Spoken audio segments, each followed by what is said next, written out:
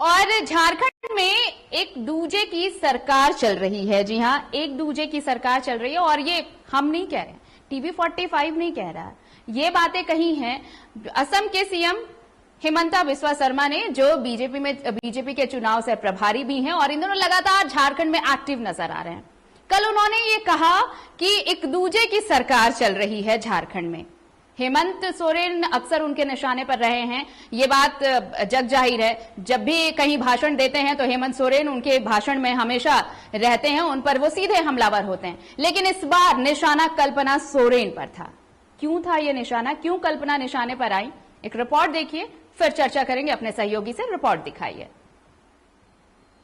महागठबंधन में हेमंत सोरेन सहरा है और बीजेपी का तरफ से आप लोग सब सहरा है। सारा झारखंड का जुबा हमारा सहरा है। हम कोई व्यक्ति का साथ नहीं हूँ, हम जुबाऊ का साथ है। सारे झारखंड का जुबाऊ का सहरा ही हमारा सहरा है।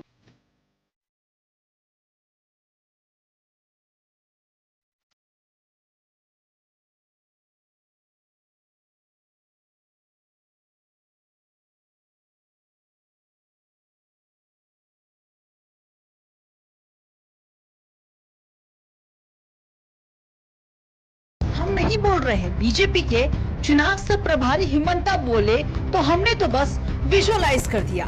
बीजेपी चुनाव से प्रभारी विशेष आक्रामक नजर आ रहे।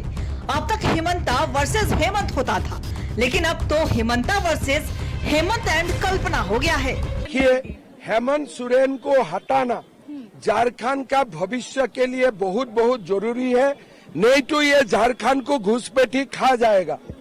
इसीलिए जितना भी ताकत लगाना है लगाना पड़ेगा, लेकिन हेमंत सोरेन को हटाना पड़ेगा। इतना ही नहीं, हिमंता बिस्वा शर्मा की आक्रामकता का अंदाजा ऐसे लगाइए कि उन्होंने हेमंत कल्पना के साथ साथ कांग्रेस, राहुल गांधी, धीरज साहू, आलमगीर आलम को सबको लपेट लिया।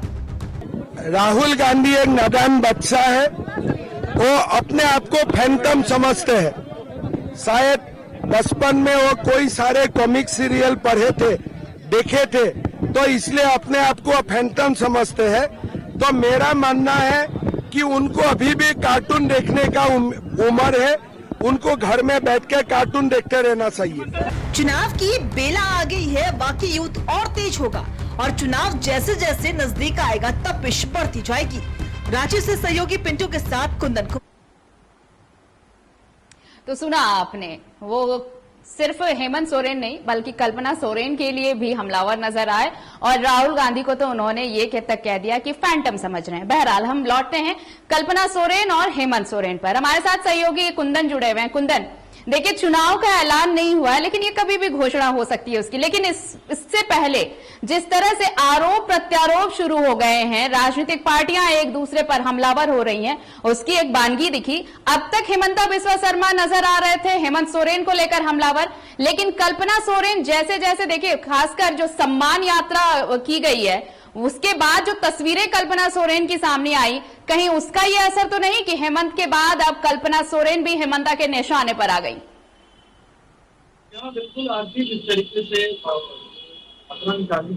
थी मैया सम्मान यात्रा, उसके माध्यम से जो है कहीं न कहीं कल्पना सोरेन की जो कद है राज्य में वो बढ़ता हुआ दिखाई दे रहा था और उसी की जो बौखलाहट है वो सामने है। कहीं न कहीं कल तक जो है भाजपा और जो इनके सहयोगी दल है वो हेमंत सोरेन पे हमलावर थी, लेकिन अब जो है सीधे तौर पे, जैसा कि कल हिमंता बिस्वा शर्मा जो असम के सीएम और भाजपा चुनाव का प्रभारी हैं, उन्होंने कल्पना सोरेन को लेकर भी जो है निशाना साधा है और सीधे तौर पे कहा है कि सरकारी खर्चे पे जो है एक दूजे का फिल्म शूटिंग करा रहे हैं। मतलब कह सकते हैं कि अब जो है इस हद तक राजनीति का जो बयानबाजी पहुंच गया है जिसका कोई स्तर नहीं है। राजनीति का जो ये बयान का जो है बिल्कुल ही स्तरहीन है।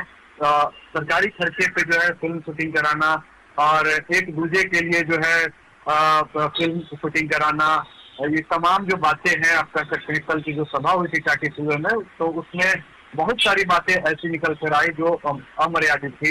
इसी कड़ी में जो है कल्पना सोरेन को लेकर जो है सीधे निशाना साधा है। हेमंत सोरेन पर जैसा कि पूर्व में भ्रष्टाचार के जो आरोप लगे हैं या फिर धीरज साहू का जो प्रकरण हुआ है, तमाम चीजों को लेकर जो है निशाना साधे हैं, लेकिन सबसे महत्वपूर्ण और अहम जो निशाना रहा है वो सिर्फ कल की जो हिमंता का जो सभा हुआ उसमें दो ही चीज पर आए। एक तो बांग्लादेशी घुसपैठ का मामला रहा है और दूसरा कल्पना सोरेन को लेकर। मतलब कह सकते हैं कि अब कल्पना सोरेन की जो बढ़ती लोकप्रियता है उससे भाजपा बौखला गई है और कहीं न कहीं उससे जो है खार खा के जो है और इस तरीके की बयानबाजियां अब स्टार्ट हो गई है। हालांकि अगर हम बात करें तो दामाद जैसे शब्द का जो प्रयोग है वो घुसपैठियों के लिए किया गया है, तो ये बिल्कुल कह सकते हैं कि अक्सर ही वाली ये जो बयानबाजियां हैं अब आरंभ हो चुकी है। हालांकि अभी तक चुनावी बिगुल नहीं बजा है, चुनाव की बिगुल अगर बजती है आरती तो आगे देखने वाली बात होगी कि आखिर जो बयानबाजियों का जो स्तर होगा वो कहाँ जाता है। बिल्कुल, बयानबाजियों का स्तर कैसा होगा ये देखना दिलचस्प होगा। शुक्रिया आपका कुंदन हमारे साथ जुड़ने के लिए और तमाम जानकारी के लिए।